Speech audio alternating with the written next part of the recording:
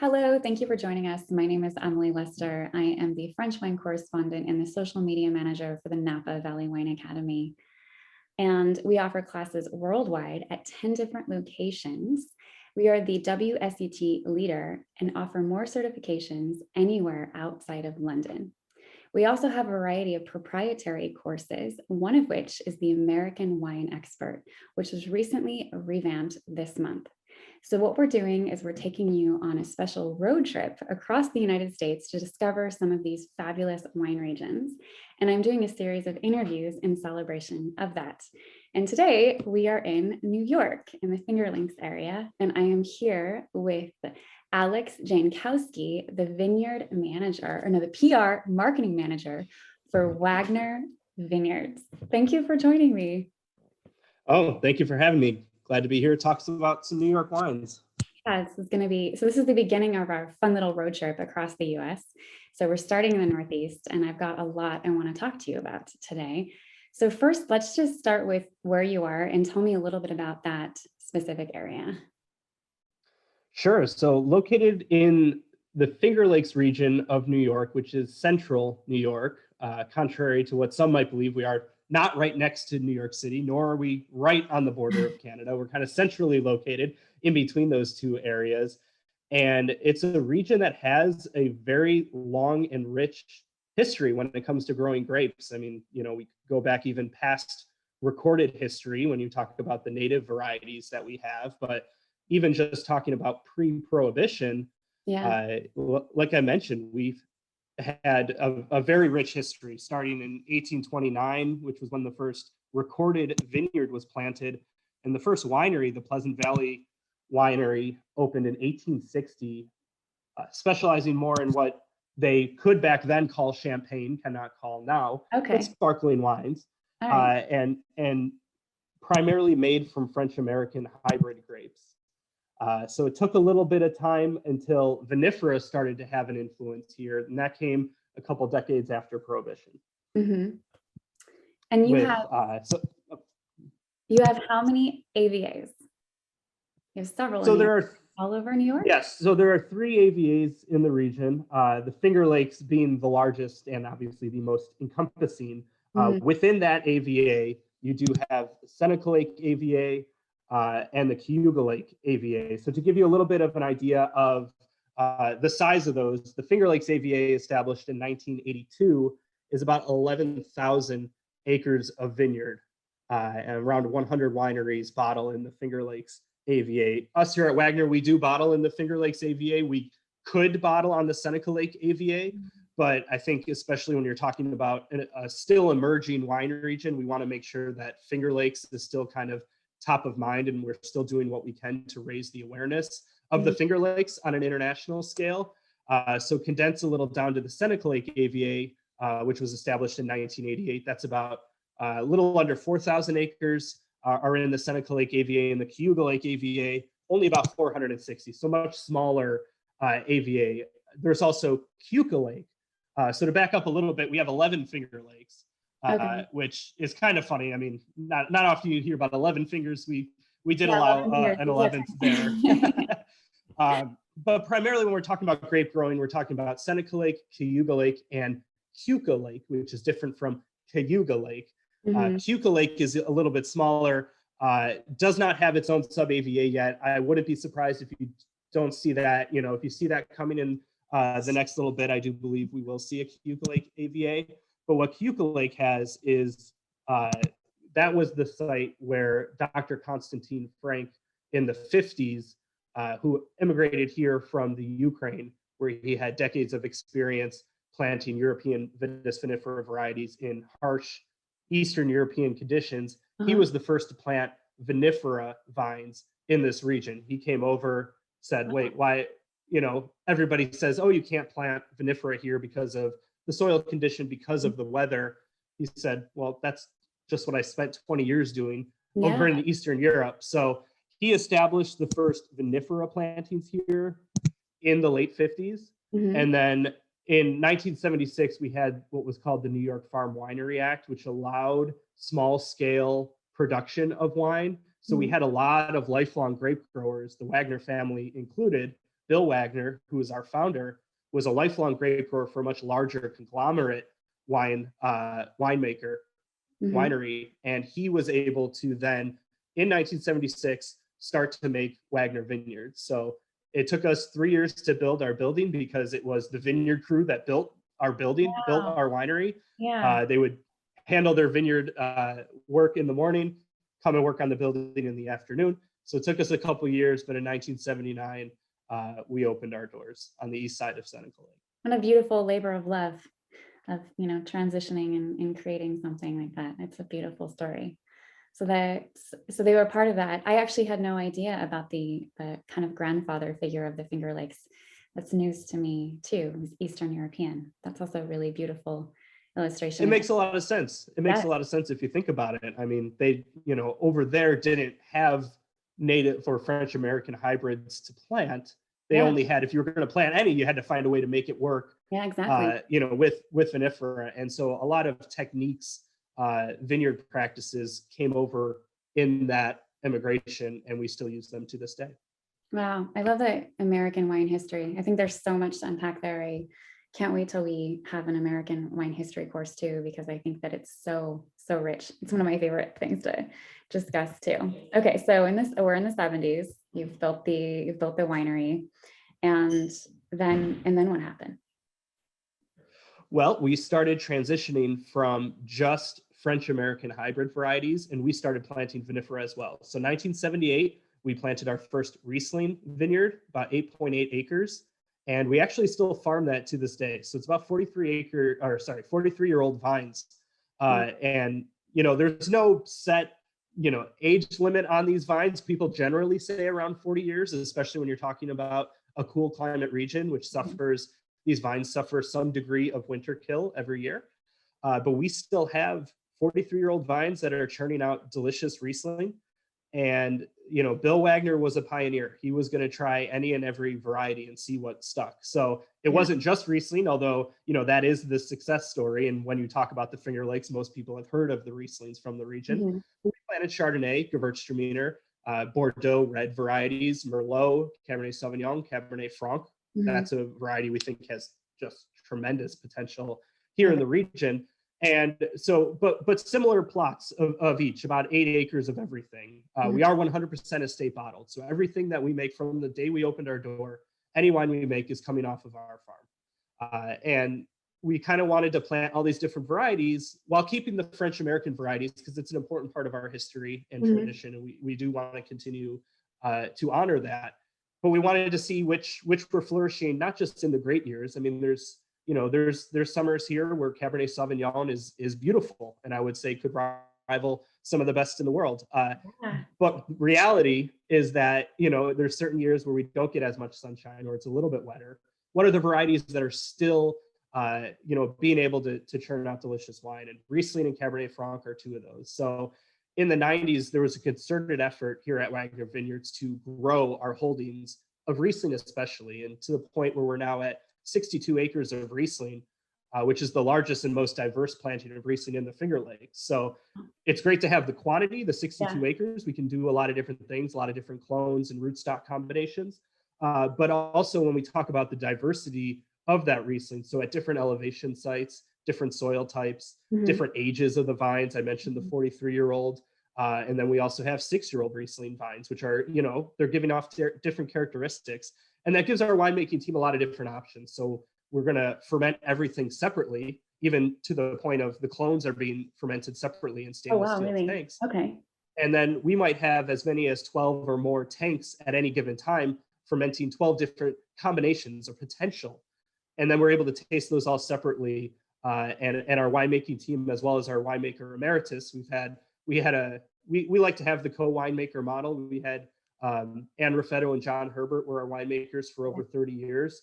Anne Raffetto, the first female winemaker in the Finger Lakes. And now Kevin Lee and Jess Johnson, our winemaking team. So the four of them, plus John Wagner, who's our co-owner and also vineyard manager, will all get together and taste these wines all separately, and then start to realize, okay, what characteristics are coming off of these when we're making, our different blends. So Some will, lend themselves more to a drier style, while some will be more of a maybe a little sweeter style. So having all of those options is crucial when it comes to, crafting all these different types of Rieslings. Let's talk a little bit about your climate itself. So for those of us that aren't very familiar with that region too, how far away is the Finger Lakes region from Manhattan too, first, just to kind of give us some, and then let's Depending on when you leave Manhattan, so traffic could play a role. We're about 6 hours. 6 hours. 6 hours. Okay. And typical climate further north. Yeah, exactly. So there is we owe so much to Seneca Lake in particular, the Finger Lakes in general, but Seneca Lake in particular.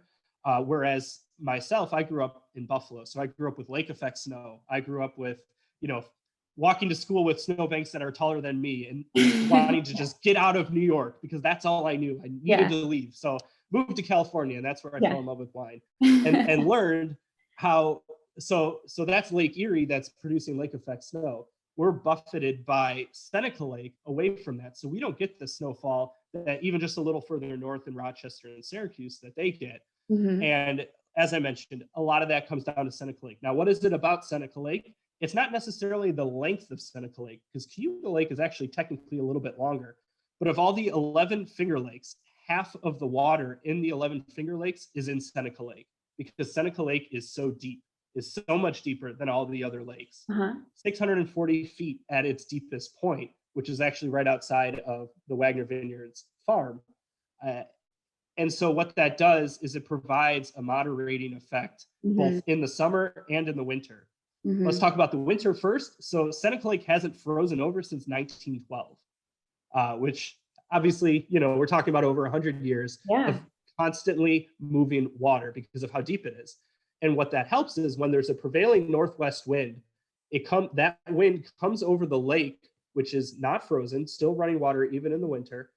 It'll warm up that wind then, because of the heat from the water will warm that air up just before it hits our farm. And it's only a couple degrees, but that's going to make a major difference day after day over the winter. And then it does the opposite in the summer, where it'll cool down. That air will cool down before it comes over our farm. And that little bit of difference helps preserve the acidity in the grapes, which is obviously vastly important when we're talking about aromatic white grapes in particular, such as Riesling. So we owe just so much to that climate. Now, we are still a cool climate, which deals with a lot of different weather events, rain events, certain disease pressures that, you're talking to a grape grower out in California, and they'd love to have the problem we have when it comes to rain, right? But obviously, there's a lot of different vineyard techniques then that we have to do to help mitigate that, which I'm sure we'll talk about a little bit further on. Yeah, so let's get, so we've got the winter, the summer, and then let's talk a little bit about the vineyard management itself. So what are your practices there? What are your vine training systems? Let's talk about that. Yeah, exactly. So I mentioned some of the techniques that were brought over from Eastern Europe. One of them that is crucially important is hilling and dehilling every year. So the process of hilling up, which we do in the fall, is taking a mound of dirt and pushing it over the graft union and where the scion meets the root stock, because when we get some of the bad winters that we've had in the past, it can get to -15, -20 degrees. Yeah. When it reaches that temperature, any exposed bud is going to be killed, So rather than lose the entire vine when that happens, and then you're talking about 3 or plus years until that space is going to have a vine that's producing fruit, we can hill up the graft union, which will, keep that insulation will keep the graft union alive if it hits that temperature. And then you're only talking about maybe a year before that's able to regrow, and then you can get fruit off of it. So it's insurance. And a lot of times, do we need that every single year? No, technically not. It doesn't always get that cold, but it's similar to fire insurance. You don't always need fire insurance on a house until you do, right? Yeah, so we do that every year. It's a pretty arduous task. And then in the spring, we go through and we dehill, because if we just left that mound of dirt up there, the scion would create its own root system. And then that would actually kill off the rootstock, which completely negates the reason why we have grafted vines in the first place and all that rootstock does. So, that's a huge labor of love every single year. we have a retrofitted grape harvester that actually drives above the vine with these arms that will move when it hits the graft union, or move when it hits a vineyard post. But then it has these little shovels that will either hill up or dehill. So that's a major part of the vineyard process. Another major part is pattern drain tiling, which is actually installed before the vines even go into the vineyard. So that's about 4 feet deep, and it's called drain tile because it used to be ceramic tile. It's actually now perforated tubing that has these little perforations, and what that is meant to do is help mitigate the seasonal water table.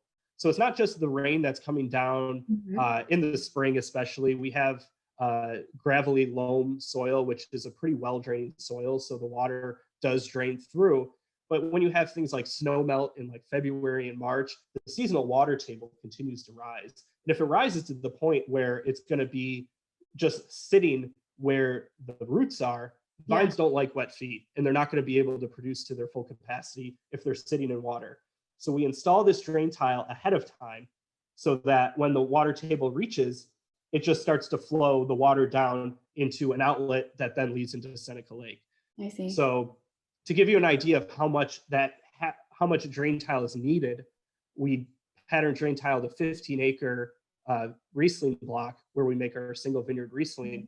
That's 6 miles of drain tile went in prior to planting. You would look at this, you would just see a barren field, and you'd think, okay, they haven't done anything yet. Well, you're talking about a 5-figure investment that went in ahead of time to do that, because you can't do it once the vines are established. And I mean, we have, as I mentioned, older vineyards where we weren't able to do that ahead of time. That technology wasn't there. And, you're constantly having to mitigate, this seasonal water table and navigate with it. Whereas now, anytime we're planting a new vineyard, that's the first thing we do, because it is so important. It allows us to be dry farmed. We're 100% dry farmed. We don't need any irrigation. But again, when you have the snow melting, and then what we're seeing, especially recently, when we talk about things like climate change, we have these very heavy rain patterns, rain events that will come through, and you'll just get a lot of rain in a very short amount of time. So being able to have that perforated tile there that will help the vines from getting flooded is extremely important. And the last thing I will bring up, because you mentioned trellis systems. So our vinifera is planted on the Scott Henry vine training system, which is kind of an offshoot of VSP. So we do have shoots vertically positioned upward. We also have shoots that are vertically positioned downward. Okay. So what that does, there's about 5 movable catch wires that allow us during the growing season, as vines are growing up and as they're growing down, well, they don't want to naturally grow down. They would be coming up this way, and they would be shading the fruit. So what we do is, with a movable catch wire, we position them downward. And so what you end up with is about 8 feet of canopy. And in a cool climate where sunlight is at a premium, and we need to do everything we can to have as much efficient use of the sunlight as possible, having 8 feet of canopy is the best you could ask for. If we just did VSP, you'd have about the 4 feet from the fruiting zone up, but nothing below. And this way we're able to do downward. And then it creates a very defined fruit zone in the middle, where the fruit set takes place in this very small area. That's the one area that we don't want leaves present, because they're going to shade the fruit. We want the fruit to be exposed to the sunlight. So we're able to go through with what's called a Collard leaf remover system, and it's little pulses of air. It's a very interesting tractor attachment. We go through before the berries have juice in them, so they won't be impacted by these little bursts of air. But what it does is it shreds the leaves in the fruiting zone, and it allows sunlight to directly touch the fruit, which is when we talk about varieties like Merlot or Cabernet Sauvignon, which have such a long ripening cycle already. We need to do everything we can to maximize the sunlight. So we use the Scott Henry training system, which, the great thing about being at Wagner Vineyards, we have 120 years of experience. We've tried a lot of different things. A lot of different things haven't worked. So you're able to find the one that really works the best. Yeah. Oh, that's so, I've learned so much more about vine training in just that short period of time than I thought I did in a very, very long time over the last year. So thank you for that. I never heard of that little shooting air comme ça. That's very cool. And so just because we're almost out of time and I have to wrap it up, one of the big reasons why we wanted to conduct these interviews was just really give our students a glimpse into some of these very rich wine regions. So for a wine student and somebody who's also a wine nerd, what do you think are the key points or elements that people should know about your particular region? I would say, what struck me the most is, it's almost become a cliche when we talk about the camaraderie aspect of certain wine regions, but there is this neighborly feel, and I think a lot of that is attributed to the fact that the vast majority of grape growers in this region are farmers by trade. Like this is what they've grown up doing, and the idea of helping your neighbor is just second nature to a lot of these folks. And I think where I'm seeing the most benefit of is when we talk about sustainable farming and what are the new techniques. We're able to, so we installed over 800 solar panels on our buildings, which power more than 2/3 of our electrical output. We would not have been able to do that if we didn't partner with 4 other wineries to undertake that project, and everybody get the solar panels together, and you're able to, it's a little bit more cost effective in that way. Exactly, so yeah. When we talk about both environmental sustainability and economic sustainability, being able to work together is paramount and just so important. And we have vineyards and wineries nearby us that are a fraction of the size that we are. We're 240 acres planted. Well, but we're still talking with vineyard managers and winemakers at vineyards that are 7 to 10 acres, and bouncing ideas off of each other, and using little test plots to see how we can best continue to go about our winemaking and our grape growing sustainably is obviously super important. And again, there's a lot of marketing buzzwords in there seemingly now, but at the end of the day, like, everybody does have that as their main goal, is to do this sustainably, and you're not going to be able to do it alone. And it's so important. Exactly. It's very moving to hear that, people working together towards a common goal. And that is really how we see change and positive evolution. So I think that that's a really brilliant takeaway. Thank you for sharing that with us. And thank you so much for taking the time to talk with me and talk to our students a little bit more about the Finger Lakes region. And we're going to have lots of information for you guys in our road trip notes, so make sure to check it out. There's also going to be information on how to contact the Wagner Vineyards and get information about how you can taste some of their delicious wines, because I know I definitely want some right now. Hopefully I can get them over here. I've only seen one Finger Lakes available over here, but it just gives me incentive to get back over to the US here pretty soon. Yes, we'll have to do something about that for sure. Yeah, for sure. Thank you. Thank you so much.